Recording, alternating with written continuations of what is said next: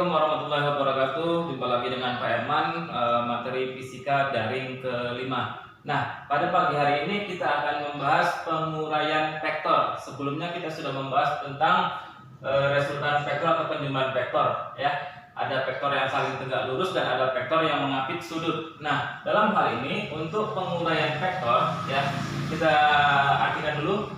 Penguraian vektor adalah sebuah cara menyatakan sebuah vektor dengan dua vektor lain yang saling tegak lurus dalam bidang kartesius. Jadi ada sumbu X dan sumbu Y, ya. Dengan kata lain, vektor diuraikan terhadap komponen-komponen sumbu X dan sumbu Y. Nah, kita ambil contoh di sini, ya. Kalau minggu yang lalu itu kan vektor yang saling tegak lurus kan cuma ada dua, ya, ada dua vektornya. Nah, ini kita ambil bagaimana kalau misalkan vektor itu lebih dari dua, misalkan ada 3 vektor gaya atau 4 vektor gaya atau 3 vektor kecepatan atau 4 vektor kecepatan. Nah, di sini kita lihat yang pertama, ya. Yang pertama ini vektor gaya F1 ini kemari. Ya, ini F1. Nah, lalu ada F2, ini yang kemarin ini F2, ya. Lalu ada F3, ya, vektor gaya 3 ini. Ya, jadi di sini juga ada sudut untuk F2-nya 60 derajat. Maka kalau kita mau menguraikan vektornya, ya, kita uraikan satu persatu terhadap sumbu X dan sumbu Y. Nah, jadi vektor gaya F1 ini dihubungkan dengan sumbu X, nanti dan ada sumbu Y. Baru untuk yang F2, ya, F2-nya kita uraikan lagi komponennya, maka ada F2X dan ada F2Y. F3-nya juga sama, ya, F3X dan F3Y. Jadi kalau kita uraikan seperti ini, ya, F1X sama dengan F1 cos alpha. Ya, jadi kalau kita ketemu pada sumbu X, kita langsungnya cos alpha. Terus F1Y sama dengan F1 sin alpha. F2X ini kita uraikan, ya, F2X sama dengan F2 cos alpha. F2Y sama dengan F2 sin alpha. F3X sama dengan F3 cos alpha. F3Y sama dengan F3 sin alpha. Jadi kita uraikan satu persatu. Nah, habis itu baru jumlah vektor gayanya itu ada Fx, jadi kita jumlahkan Fx sama dengan F1x tambah F2x tambah F3x. Baru ada Fy sama dengan F1y tambah F2y tambah F3y. Lalu besar resultan vektor tiga gaya tersebut, itu adalah Fr. Maka Fr itu sama dengan akar Fx kuadrat tambah Fy kuadrat. Nah, lalu arah vektornya kemana? Arah vektornya tangen alfa sama dengan Fy dibagi Fx, atau sama dengan alfa sama dengan, ya, alfa sama dengan arcus tan, ya, tangen Fy per Fx. Nah, langsung kita ambil contoh, kita masukkan nilainya. Misal F1 adalah 8 Newton, F2 adalah 10 Newton, F3 adalah 6 Newton. Maka penguraian vektornya, ya, tadi seperti ini kembali lagi, ya, F1x sama dengan F1 cos alpha. Maka 8 cos alfanya, karena dia kan ada sejajar mengapit sumbu 0 di sini, ya. Maka untuk yang F1 cosnya cos 0. Nah, cos 0 itu nilainya 1, berarti 8 kali 1 hasilnya 8. Nah, lalu F1y nya berarti F1 sin alpha 8 dikali sin 0. Sin 0 itu adalah 0, hasilnya 0.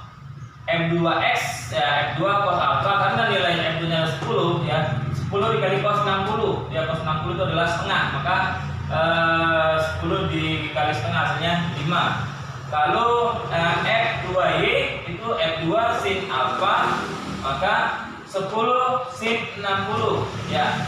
Sin 60 itu setengah akar 3, sehingga hasilnya 5 akar 3, ya. Baru F3 kan tadi 6 Newton, maka F3 cos alpha 6 dikali cos 90, ya. Cos 90 hasilnya 0, itu berarti 6 kali 0 hasilnya 0. Sementara untuk sin-nya, ya, sin 90 adalah 1, maka 6 kali 1 hasilnya 6. Nah, lalu ini kita jumlahkan, ya, kembali. Maka 8, ya, untuk X semua, 8 tambah 5 tambah 0 hasilnya 13. Yang untuk Y-nya 0 tambah 5 akar 3 tambah 6, yaitu 11 akar 3. Ya, jadi besar resultan gayanya Fr kita masukkan, maka 13 ini akar 13 pangkat 2 ditambah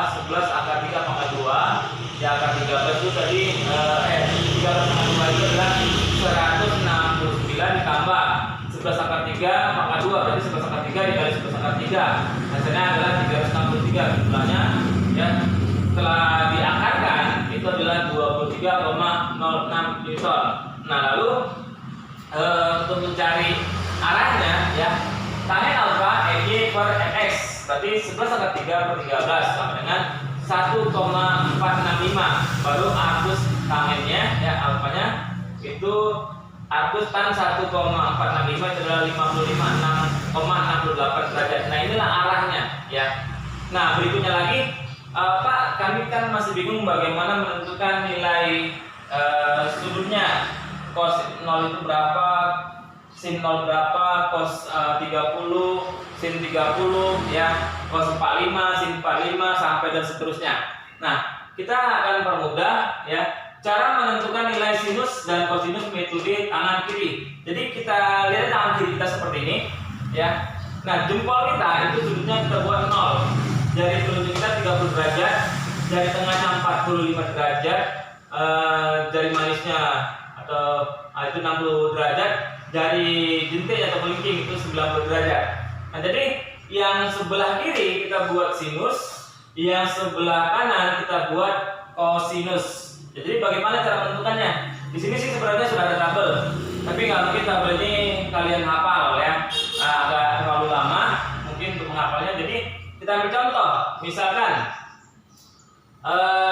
di sudut 0 ya, kita lihat di sebelah kirinya ada nggak sisa jari kita lagi? Tidak ada. Kalau tidak ada, kita buat cara mengisinya seperti ini ya. Itu tetap menggunakan akar, maka akar 2 per dibagi ya, dibagi 2, selalu dibagi 2 ya. Maaf ya, tadi akar 0 ya, karena tidak ada di sebelah kirinya lagi. Maka akar 0 itu hasilnya 0 dibagi 2 itu hasilnya tetap 0. Makanya sin 0 itu adalah 0 ya.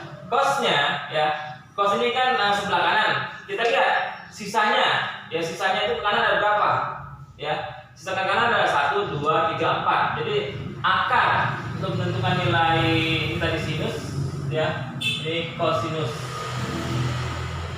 Akar 4/2. Nah, akar 4 itu adalah 2 dibagi 2 hasilnya adalah 1. Nah, kita ambil contoh lagi, misalkan sinus 30 ya, ini sinus 30 ya, sinus 30 berapa, cos 30 berapa nilainya. Nah, kita lihat untuk sinus 30 berarti ada tersisa sini satu jari sebelah kiri ya, maka akar 1/2. Akar 1 itu adalah 1, hasilnya dibagi 2 adalah setengah, maka nilai sinusnya adalah setengah. Berikutnya, untuk menentukan kosinusnya, kita lihat sebelah kanannya ada berapa sisa jarinya, 1, 2, 3. Maka kita buat ini akar 3 tetap dibagi 2 ya, sama dengan ini setengah akar 3 ini dia. Nah, sekarang kita mau menentukan sinus 45 dan kosinus 45. Misal, nah ini kita lihat sebelah kiri dari kita ada sisa berapa? Ada sisa 2. Maka kita buat di sini akar 2/2 ya. Ya, jadi hasilnya untuk sin 45 itu adalah setengah akar 2. Sama juga untuk kosinusnya, kita lihat sisanya sebelah kanan itu ada berapa? 1, 2. Maka sama juga hasilnya akar 2/2 atau setengah akar 2. Menentukan sinus 60 dan kosinus 60. Kita lihat kalau sebelah kiri itu adalah sinus, maka sisanya berapa? 1, 2, 3. Ya, berarti untuk sinus 60 akar 3 tetap dibagi 2 sama dengan berarti setengah akar 3. Kalau yang kosinusnya sisanya ada 1, dan maka di sini akar 1 ya per 2 hasilnya adalah setengah seperti di tabel dan seterusnya. Jadi itulah cara gampang untuk menentukan sinus menggunakan metode tangan kiri ya. Jempol itu sudutnya kita buat 0 derajat, 30, 45, 60, terus 90 derajat. Nah, baiklah anak-anak sekalian, materi hari ini tentang penguraian vektor kita sampai di sini dulu. Untuk tugas dan latihan nanti akan di-share lagi di grup WA. Terima kasih. Assalamualaikum warahmatullahi wabarakatuh.